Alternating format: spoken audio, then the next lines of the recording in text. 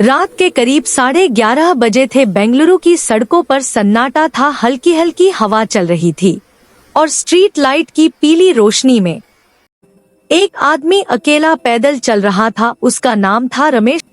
रमेश हर रोज की तरह ऑफिस से देर रात घर लौट रहा था। उस रास्ते पर अक्सर लोग नहीं दिखते थे, लेकिन आज की रात कुछ अलग थी। अचानक पीछे से एक आवाज आई, रमेश। रमेश रुक गया। यह आवाज उसके दोस्त सुनील की थी। रमेश हैरान हुआ क्योंकि सुनील तो पिछले साल ही एक सड़क हादसे में मर चुका था। उसका दिल तेज धड़कने लगा।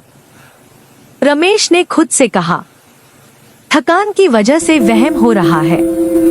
वह फिर से चलने लगा, लेकिन तभी वही आवाज और पास से आई, रमेश मेरी मदद कर दे। इस बार आवाज में दर्द था। रमेश का दिमाग सुन्न हो गया। उसने मुट्ठी कस ली और आगे बढ़ने की कोशिश की, पर तभी किसी ने उसके कंधे के पास हल्की सी सांस ली। रमेश को याद आया कि मोहल्ले के बुजुर्ग क्या कहते थे, रात में अगर कोई पीछे से नाम लेकर बुलाए तो कभी मत मुड़ना। रमेश के पैरों में जैसे जान ही नहीं बची थी। पीछे से फिर आवाज आई, बस एक बार देख ले, मैं वही हूँ। उस आवाज में अब रोना था। रमेश का दिल पसीज गया। उसने धीरे धीरे अपनी गर्दन मोड़नी शुरू की। जैसे ही रमेश ने पीछे देखा, उसका खून जम गया।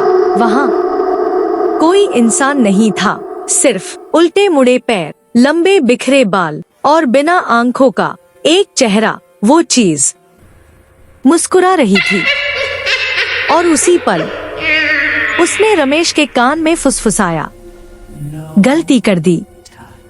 अगली सुबह रमेश की लाश उसी सड़क पर मिली। उसका चेहरा डर से पत्थर बन चुका था और आंखें पूरी तरह खुली हुई थी।